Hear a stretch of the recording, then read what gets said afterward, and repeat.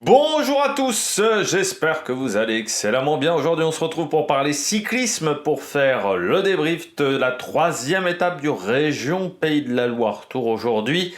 C'était la butte de Montaigu au programme de cette étape.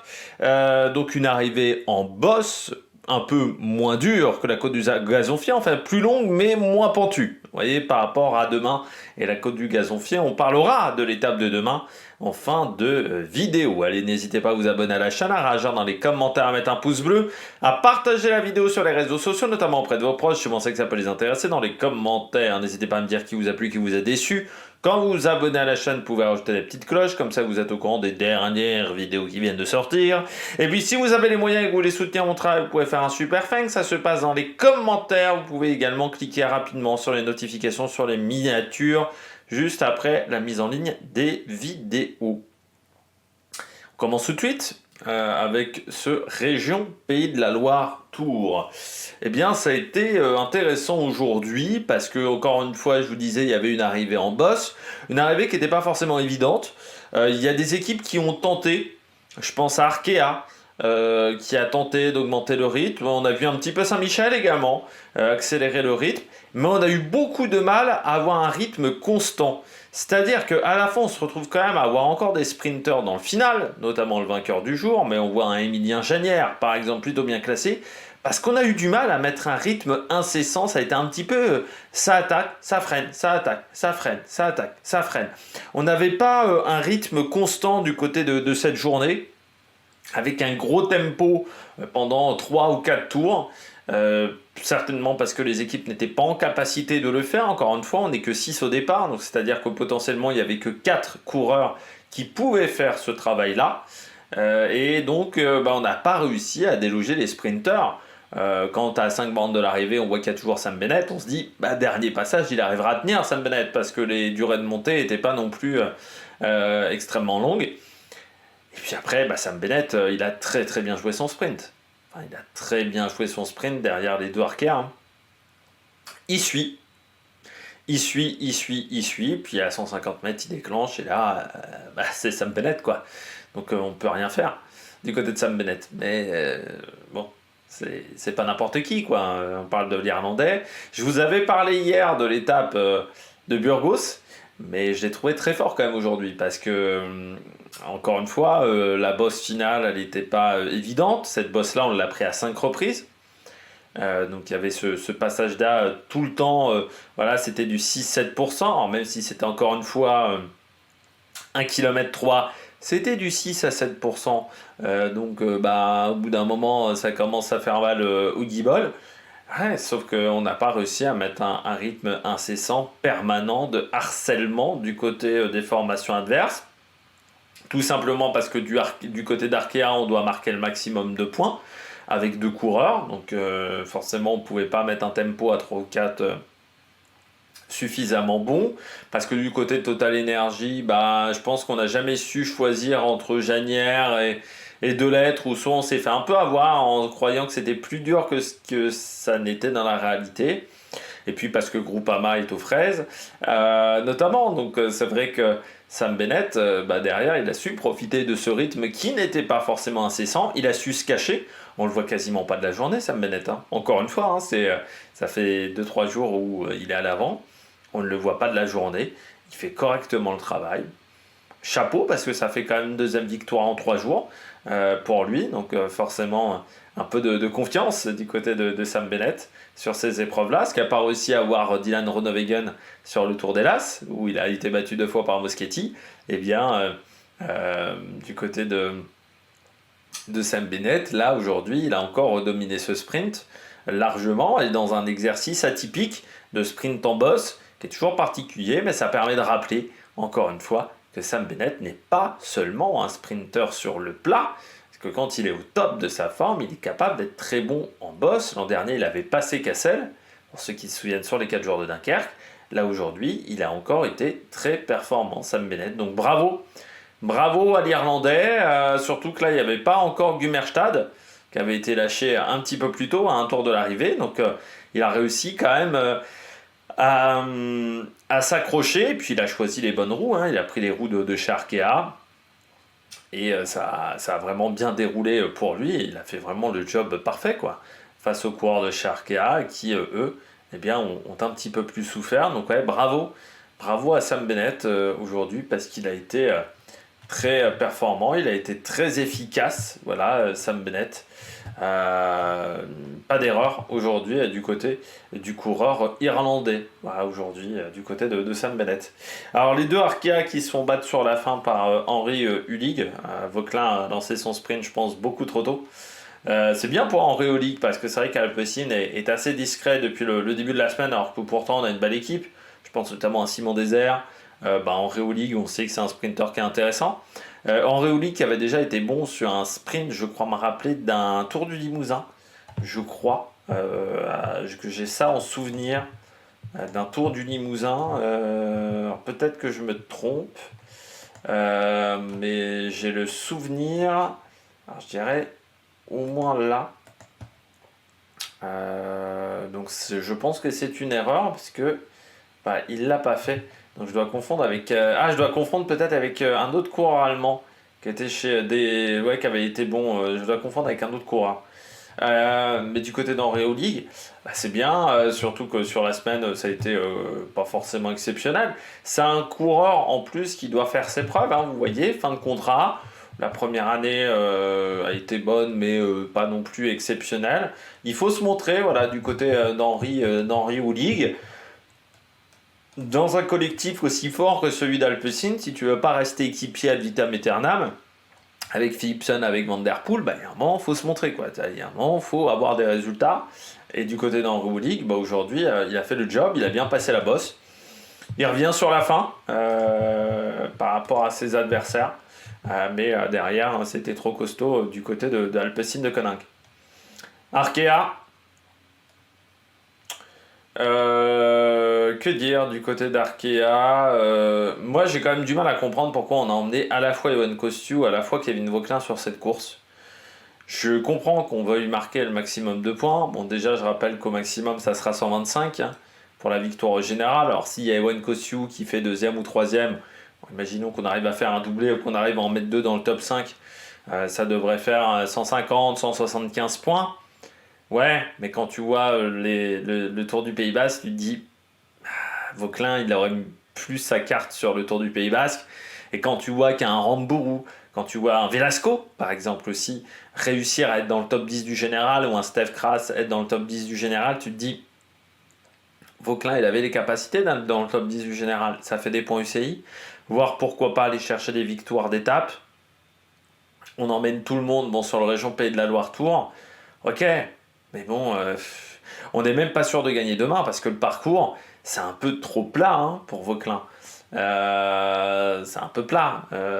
Donc c'est vrai que demain, Gazonfier, c'est pentu, mais c'est court, Gazonfier.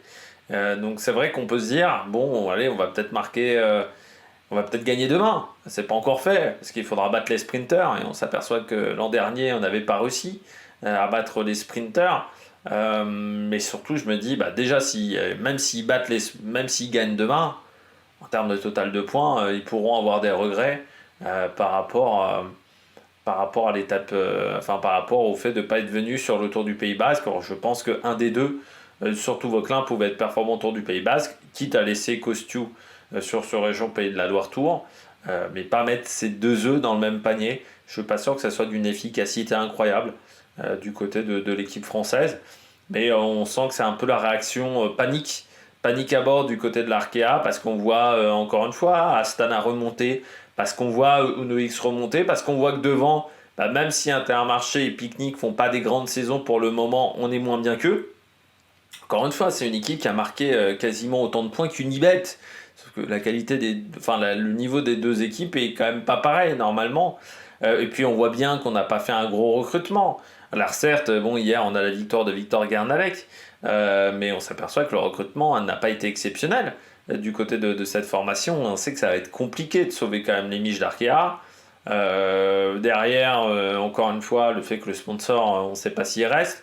Il y a peut-être des obligations de résultats pour essayer de garder le sponsor, parce que des fois dans certaines équipes on a ce genre de situation.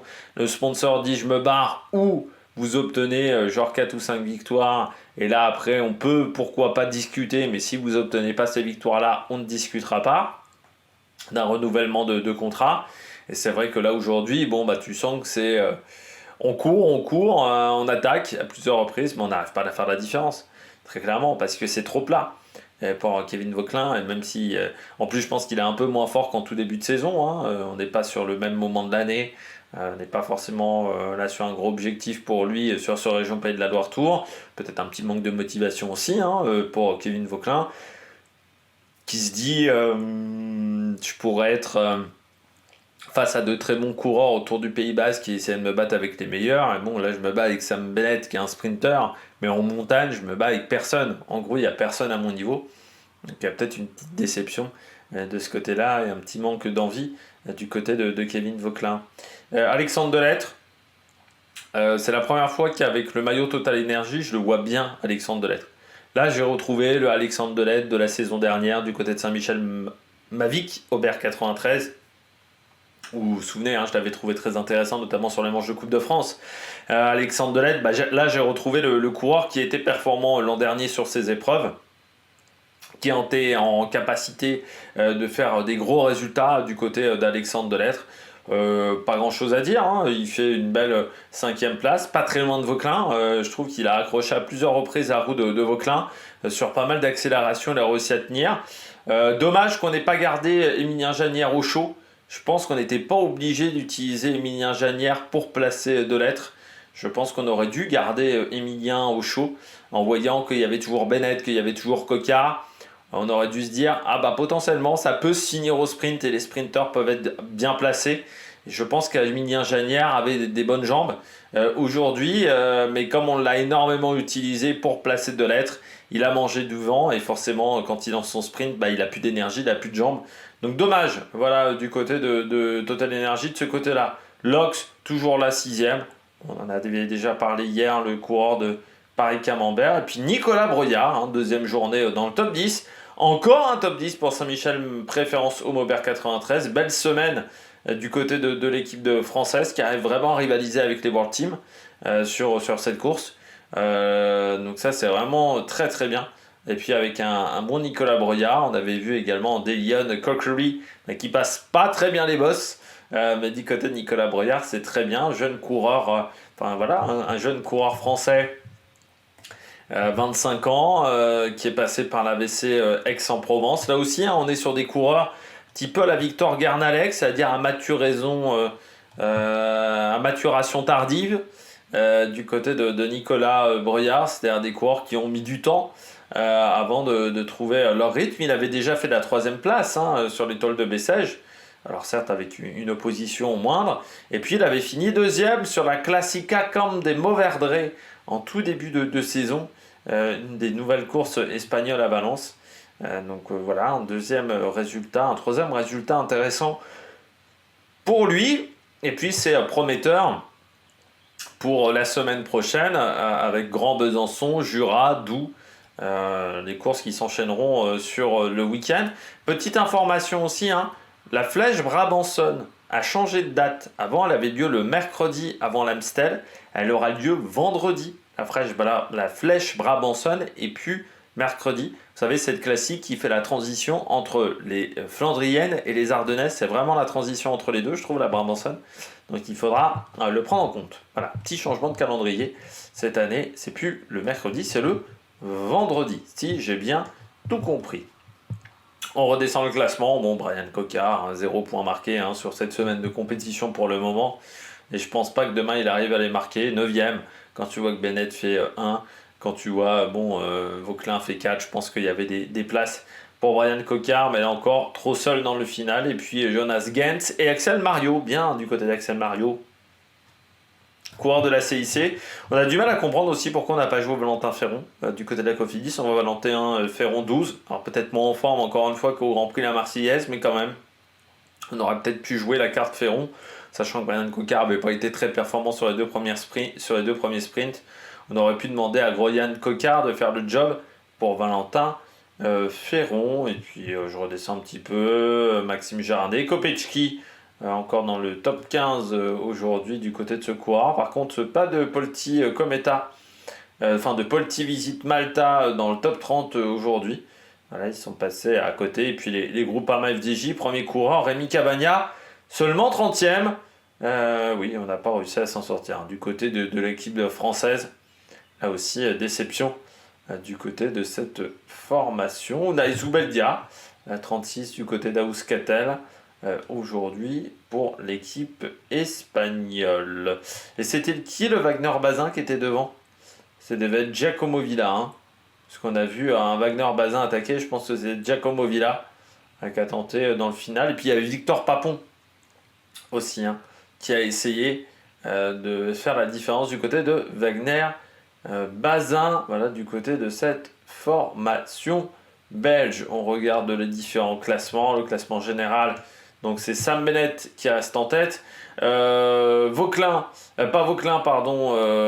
ami Garnalec est désormais 15e. Hier, elle était 2e. Donc c'est le gros changement. Henri Hudig passe 2e devant Costiou, Lox, Delettre, Cocard et Vauquelin.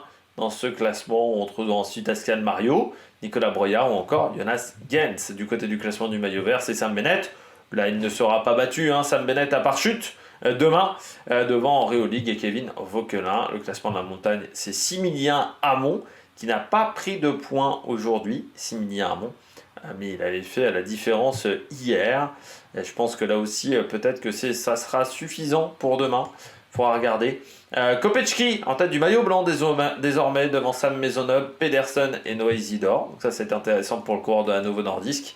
Puis du côté du classement par équipe, c'est la Cofidis qui est en tête devant Arkea, UnoX, Unibet et Saint-Michel, préférence Aubert 93, juste devant Van Rysel, Roubaix, largement devant la Decathlon, largement devant également Alpecin ou la Groupama ou EF également du côté des équipes World Tour. L'étape de demain, encore une fois, Sillé-le-Guillaume avec la côte du Gazonfier au Mans, 3 côtes de première catégorie, donc si c'est Emilien Hamon, il faudra qu'il passe en tête, je pense, d'une au moins au minimum, 187 km avec 5 boucles à parcourir, oui quasiment, parce qu'on aura 5 boucles à parcourir autour du Mans et donc de cette côte du Gazonfier, 400 mètres à 9,3%, ce qui devrait faire des grosses différences du côté de cette journée. Eh bien, j'espère que vous avez aimé cette vidéo. N'hésitez pas à vous abonner à la chaîne, à réagir dans les commentaires, à mettre un pouce bleu. Et puis nous, eh bien, on se retrouve pour de nouvelles aventures sur Amérique Production avec, là, n'hésitez pas à regarder le Tour du Pays Basque. Demain, il y aura encore le Tour du Pays Basque. On fera la présentation de Paris-Roubaix. Demain également, du côté de la classique la plus belle de la saison. Et puis on se retrouvera également ce week-end avec Paris-Roubaix femmes, hommes, le Tour du Pays Basque également au programme de la fin de semaine. Allez, ciao ciao sur Amérique Production.